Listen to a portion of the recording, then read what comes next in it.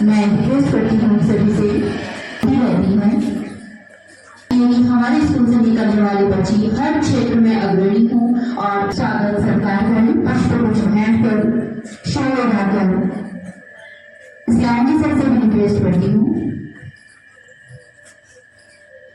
साथ में हमारी वाइस प्रिंसिपल महोदया अनिता जी सुरेगा और सरिता जी सारा।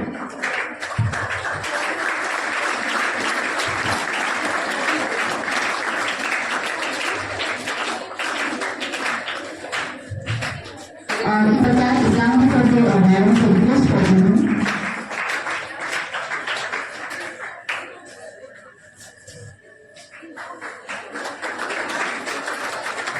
सहयोग देने के लिए प्रभारी हैं श्रीमान विजय शिवराम, उनका भी विद्यालय परिवार की ओर से हार्दिक स्वागत अभिनंदन।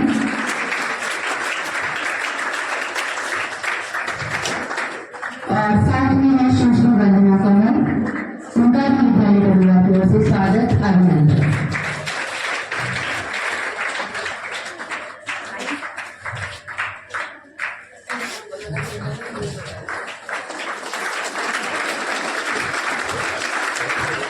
सभी का बहुत बहुत आभार और मंच पर अपना स्थान ग्रहण करने के लिए रिक्वेस्ट करती हूँ।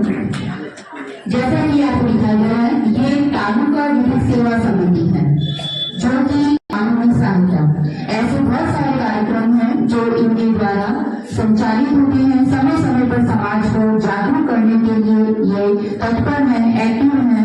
तो सर्वप्रथम मैं श्रीमान विजय पाल शिवराम सर से रिक्वेस्ट करती हूँ कि वो इसके बारे में हमारी बच्चियों को थोड़ा विस्तार से बताइए। श्रीमान जी PLV पैरा लीगल वॉलंटियर है, ये क्या होता है और इस समिति से कैसे जुड़ा जाता है, क्या करना पड़ता है, इसकी विस्तार जानकारी देंगे श्रीमान जी। देखिए बच्चों, मेरी आदत है बात को इस तरीके से कहने की कि आपको समझ में आए और ध्यान में आए। स्वागत की औपचारिकता, फ्लैक्स की औपचारिकता, आना जाना, ये सब तो आपके विद्यालय में खूब होता है।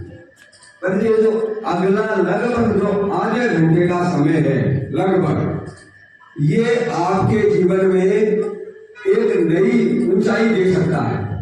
एक नई ऊंचाई, ऊंचाई से मतलब क्या है? एक सीढ़ी से दूसरी सीढ़ी चढ़ना इतना ही नहीं है, जीवन के हर एक पहलू में आप मजबूत हो जाएंगे। क्या हो जाएंगे? मजबूत। जैसे उदाहरण के लिए, कोई व्यक्ति शरीर से मजबूत होता है, कोई व्यक्ति परिवार से, कोई व्यक्ति पोस्ट से, कोई व्यक्ति पैसे से, लेकिन सबसे ज्यादा जो मजबूती काम आती है वो अंदर की मजबूती काम आती है। कौन सी मजबूती? एक बार फिर बताइए, कौन सी? अब वो है कहां? बहुत समय पहले मानव स्वभाव ने एक बात की रचना की। न्याय के लिए तो कानून है, न्याय के लिए संविधान है। अब ये न्याय सबके लिए कैसे होगा? एक तरीका तो हो गया कि महिला पुरुष के काम में थोड़ा सा तालमेल बैठे, जो मेरे जैसे नेचुरल टाइप के लोग हैं वो भी घर के काम में हेल्प करनी शुरू करें ताकि थोड़ी समानता आए। लेकिन ये न्याय के लिए हम क्या कर सकते हैं? क्यों? महिलाएं जब रोटी बनाती हैं तब भी उनका दिमाग थोड़ा सा, उसके पास स्पेस रहता है। क्यों? वो काम करी है कला का, रोटी बनाना एक कला है, पर कुछ समय उनका दिमाग थोड़ा सा खाली रहता है। जब बर्तन धो रहे हैं, घर में झाड़ू पोछा लगा रहे हैं, इन सब कामों के समय हमारे पास में समय रहता है। और समय क्यों रहता है? उसका कारण है आदमी का स्वभाव ऐसा हो गया, पुरुष वर्ग का, कि वो दूर की सोचता है। मोदी जी क्या कर रहे हैं, गहलोत जी क्या कर रहे हैं, ट्रंप क्या कर रहा है, पाकिस्तान क्या करेगा, चीन को सेफ दो, इस तरह की बातें सोचता है। लेकिन महिलाएं घर, परिवार और समाज के बारे में, धर्म, मानवता और इस प्रगति के प्रेम के बारे में सोचती है। तो इसलिए उनका दिमाग की प्रगति रचनात्मक ज्यादा है। और ये न्याय तभी सबके लिए पूछना संभव है जब जो अपना न्यायालय है, अपना यहाँ से शुरू हो गया अपना सबसे शुरुआती न्यायालय से लेकर के सबसे ऊपर के स्तर पर जो अपना सुप्रीम कोर्ट है, वहां तक जो भी न्यायालय है वो न्याय की भावना से तभी काम कर सकते हैं जब उनमें मां की भावना हो। किसकी भावना हो? और उसके राष्ट्रीय विधिक सेवा प्राधिकरण, राष्ट्रीय विधिक सेवा प्राधिकरण, राज्य में राज्य विधिक सेवा, फिर जिला विधिक सेवा। और हमारे यहाँ जो आदरणीय यहाँ पे एडीजी साहब हैं, जो अपने यहाँ का सबसे बड़ा जो कोर्ट है, उसके आप माननीय न्यायाधीश हैं और उसकी समिति के आप अध्यक्ष, आपके मार्गदर्शन में यहाँ ये समिति काम करती है। उद्देश्य वही है कि न्यायालय मां की तरह अपना काम करे। मुझे नहीं मालूम मेरी बात से आप सब कितने सहमत होंगे, लेकिन केवल सजा देना, केवल जेल भेज देना, केवल किसी को फांसी चढ़ा देना, केवल किसी को जमानत देना, कोई फैसला देना, इतना ही हमारे न्यायालयों का काम नहीं है। बाबा साहब अम्बेडकर से लेकर के और वर्तमान के हर एक व्यक्ति तक और उससे पहले भी यह भावना काम करती थी, लिखे हुए में चूक हो सकती है कि इस चीज की ये सजा मिलेगी, लेकिन अगले अदालत का ही है नारा, आप एकदम खुश होकर के, ना कोई जीता ना कोई राष्ट्रीय लोक अदालत का यह नारा, राष्ट्रीय लोक अदालत का यह नारा वो सुनता। कई लोग नारा लगाते हैं कि देश की शक्ति, व्यक्ति की शक्ति, दुनिया की शक्ति, दुनिया की शक्ति, बहुत बढ़िया। अन्य बातें यहाँ पर फिर कभी करते रहेंगे।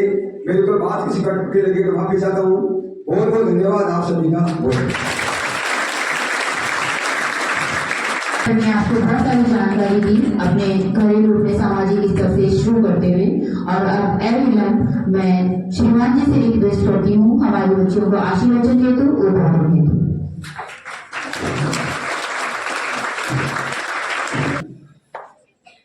संस्था के अन्य गुरुजन, छात्राओं, तालुका विधिक सेवा समिति के पदाधिकारी, मेरे न्यायिक परिसर से भी आए हुए रीडर साहब और अन्य सभी उपस्थित गणमान्य व्यक्ति, सबसे पहले तो यहाँ आने में थोड़ा सा दिक्कत हुई और थोड़ा आपका टाइम वेस्ट किया, पर कोई बात नहीं। आपकी पहले कक्षा तो शायद निकल गई है, तो ये भी एक खुशी है कि नहीं है? हमें भी अच्छा लगता था जब कोई गेस्ट आते लेट कर देते ना, तो हमें अच्छा लगता था एक क्लास। तो अभी आपको पूर्व वक्ता ने तालुका विधिक सेवा समिति के बारे में बताया और बताया कि ज्ञान न्याय सबके लिए। तो न्याय सबके लिए का मतलब एक लोक अदालत का जो शब्द है वो ये है कि दोनों पक्षों के हम राजीनामा करवाते हैं, और राजीनामा करवा के, राजीनामा होने से क्या होता है, दोनों पक्ष की जीत होती है, ना वो हारता है ना ये जीतता है। इसलिए राजीनामा की भावना बढ़ाने के लिए तो ये होता है। पर आपके लिए जो संदेश मेरे लिए, मेरे द्वारा होगा, वो इस तरह से है कि जब भी कोई भी चलता है, किसी आप कोई कैरियर के बारे में सोचते हैं, तो जो नई चीज आती है उसको आप अपने अभिज्ञान में जरूर लें।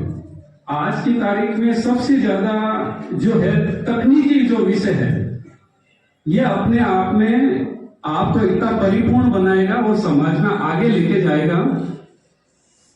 जैसे आज का कंप्यूटर का युग है, एआई का युग है, आप इस क्षेत्र में अपना नॉलेज जितना ज्यादा बढ़ाएंगे, आप अपने कैरियर में उतना ही ज्यादा विकसित होंगे।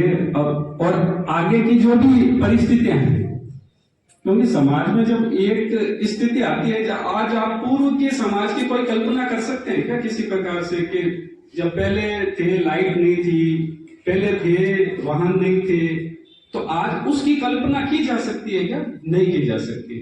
तो हमें जब भी एक स्तर से ऊपर स्तर पर बढ़ना है, तो आपको उस समय की तकनीक का जरूर प्रयोग करना पड़ेगा। अगर उसकी तकनीक का प्रयोग करेंगे तो आप उस समाज के साथ साथ अपने आप को गतिमान बनाए रखेंगे। तो आप सभी अपने जो भी क्षेत्र है उसमें तकनीकी का विशेष प्रयोग करें। एक तो मेरी ये सलाह रहेगी। दूसरा, आपका कोई कैरियर बनाना है, उसमें 3-4 बातें आपके लिए जीवन में बहुत महत्वपूर्ण रहेगी। उसमें सबसे पहले तो आप वैसे नारी में सम्मान की भावना बहुत है, फिर भी एक सम्मान की भावना अपने बहुजन के प्रति, अपने माता पिता के प्रति, ये सम्मान की भावना रखिए।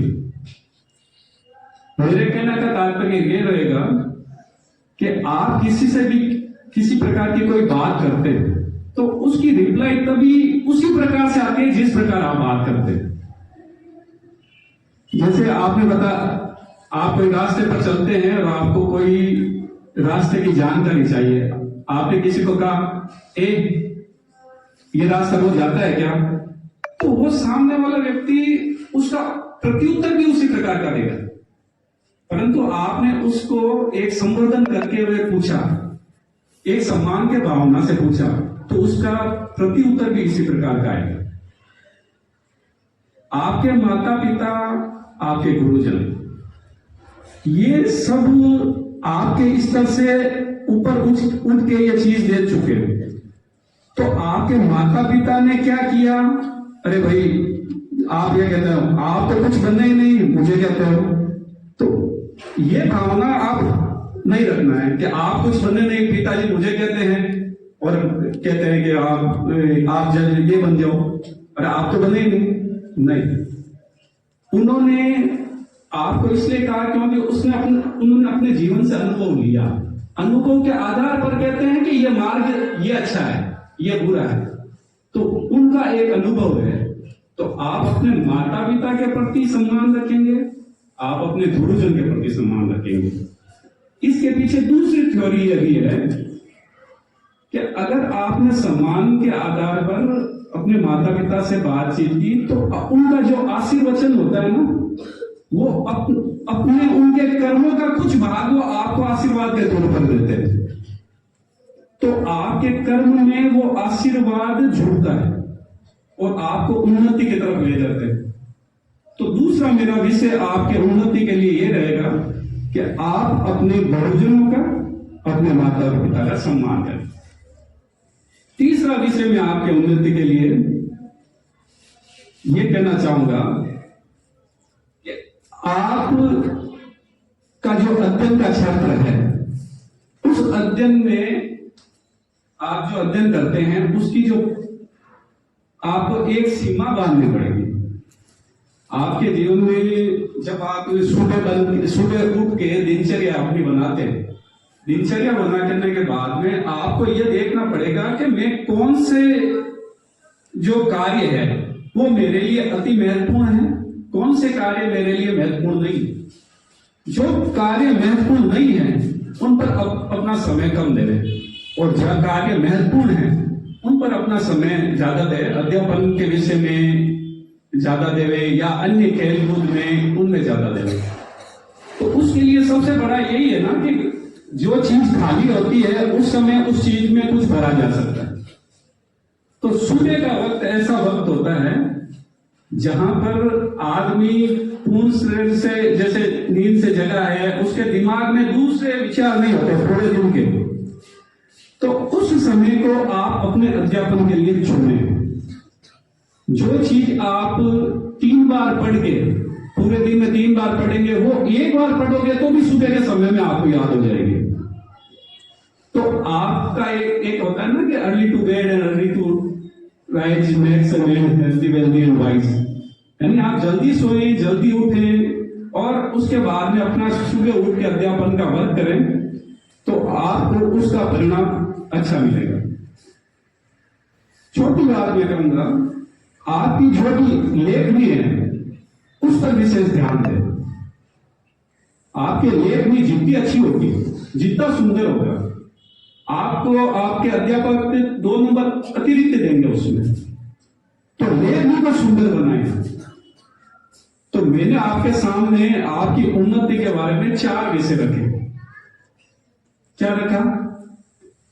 आप जल्दी उठ के पढ़ाई करें, आपकी लेखनी सुंदर बनाएं, माता पिता का सम्मान करें, गुरुजनों का सम्मान करें और नई तकनीक जो भी है उसको आप अडॉप्ट करें, उसको अडॉप्ट करके कार्य करें।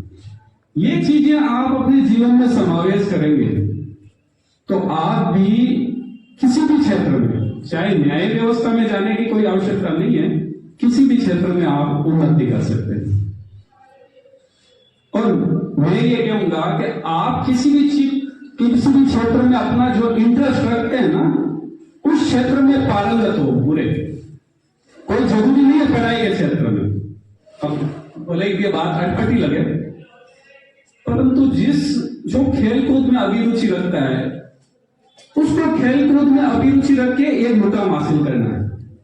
जो पढ़ाई के विषय में रख रहा है, मैथ्स के विषय में रख रहा है, साइंस के विषय में रख रहा है, तो उस चीज में वो पारंगत रहे। अपना इंटरेस्ट जो है, एक सब्जेक्ट में इंटरेस्ट इस तरह का रहे कि कोई दूसरा तो डिफीट ही नहीं कर सकते उसको। एक क्षेत्र ऐसा बना ले, जैसे किसी को तैराकी पसंद है तो अपना मुकाम वैसा बनाए कि मेरे अलावा तो यहां पर तैराक कोई हो नहीं सकता। ऐसे ही पढ़ाई में अगर किसी को इंटरेस्ट है तो इसमें मेरा मुकाबला नहीं कर सकता, कंप्यूटर में है तो मेरा मुकाबला नहीं कर सकता। मैं अगर उस एक क्षेत्र में पारंगत हो जाऊंगा, आपको सक्सेस होने से कोई नहीं रोक पाएगा। मैंने कई ऐसे उदाहरण देखे हैं जिसमें छात्र पढ़ाई में कुछ भी नहीं है, परंतु वो कंप्यूटर का इस तरह का मास्टर है कि उसको कोई नहीं, वो आज की तारीख में विदेश बैठा है, भले पढ़ाई उसकी कुछ भी नहीं है। आपको हर क्षेत्र देखना है, पर उसके छात्र क्षेत्र के साथ अपना एक विशेष क्षेत्र जो आपका इंटरेस्ट है, उस क्षेत्र को चुने। तो ये तो आपके लिए मार्गदर्शन की बात हुई। अब आपको बताया कि भाई ये जज साहब है, जानते हैं ना, जज वगैरह देखते हो नहीं देखते हो? कोर्ट आए कभी? नहीं आए कोर्ट, पिक्चर में देखा होगा, टीवी में देखते हैं। तो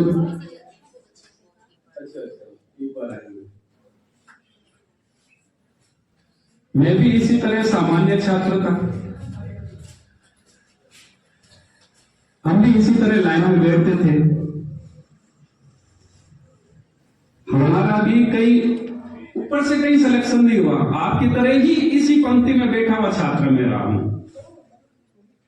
ठीक है, तो कोई भी जज, कोई भी पुलिस अधिकारी, कोई डॉक्टर कहीं ऊपर से नहीं पड़ता, इसी लाइन में बैठे हुए इसी तरह से हम आगे बढ़ते हैं। परंतु आपको एक दृढ़ संकल्प रखना पड़ेगा कि मुझे इस क्षेत्र में जाना है और इस क्षेत्र में कार्य करना है, और जो मैंने वो गिनाए उनका अगर आप विचार करते हुए पढ़ेंगे तो आप सक्सेस हो जाएंगे। तो कहीं कोई भी नहीं है, आपका सुजानगढ़ से जो हमारे तालुका के सचिव है पीछे, वो महिला ही है, और यहां से ही ऐसे ही विद्यालय से पढ़कर आगे बढ़े हैं। मैं भी ऐसे ही विद्यालयों से आगे बढ़कर बढ़ा हूं। ठीक है, आपके टीचर भी ऐसे ही विद्यालयों से पढ़े। तो आप सभी दृढ़ संकल्प करके और अपने जीवन को आगे बढ़ाएं। और बाकी जो भी सारी बातें हैं, एक तो आपके जीवन में, जो महिलाओं के जीवन में जो सबसे बड़ी आती है कि बाल विवाह के बारे में है, तो अपने एक आपको विधि ये भी जानकारी दे दूं कि अपने माता पिता कभी भी इस संदर्भ में कोई बात आए आपके संबंध में तो स्पष्ट कह देना। जज साहब आए थे विद्यालय और कह के गए, अगर शादी की बात करी तो 2 साल सजा है, 1 लाख रुपया जुर्माना है।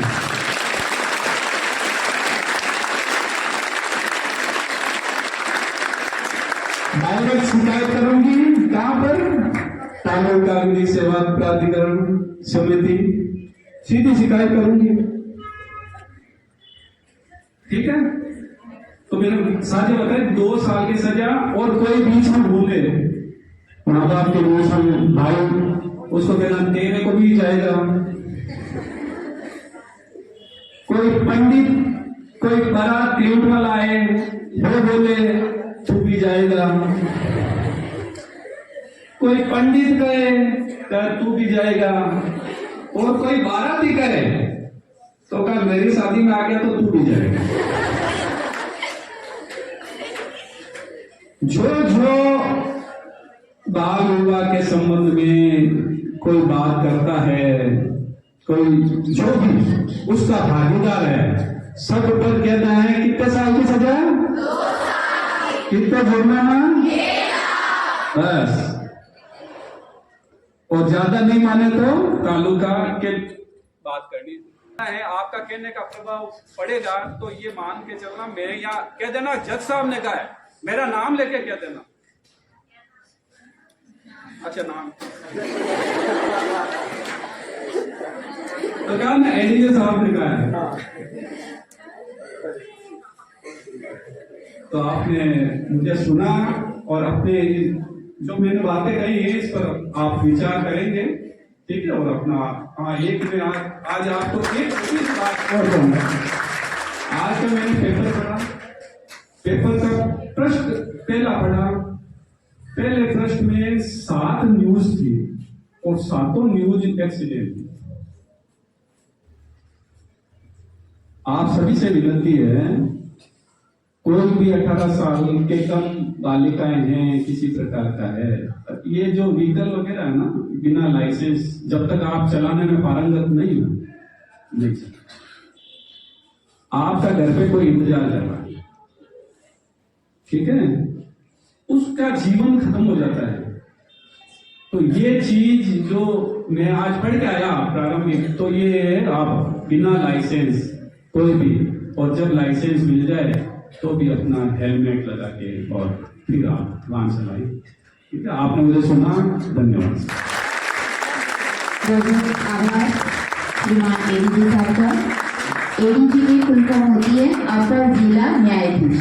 आपने सुना होगा अपने सुजानगढ़ में सर ने कहा कि अगर आप दृढ़ संकल्पित होकर अपने लक्ष्य की ओर अग्रसर होते हैं तो निश्चित रूप से आप अपने लक्ष्य को प्राप्त कर सकते हैं। अपने जीवन में माता पिता और गुरु का महत्व सर ने सर्वोपरि बताया, और जो छोटी मोटी समस्याएं आती रहती है, अगर हम उनको ग्रहण कर दें तो निश्चित रूप से हम अपने लक्ष्य को प्राप्त कर सकते हैं। बहुत सारी जानकारियां सर ने हमें अपने उद्बोधन में दी। सर का पुनः बहुत बहुत आभार, और मैं विशेष करती हूँ प्रिंसिपल मैडम से उद्बोधन में तो आभार देती हूँ।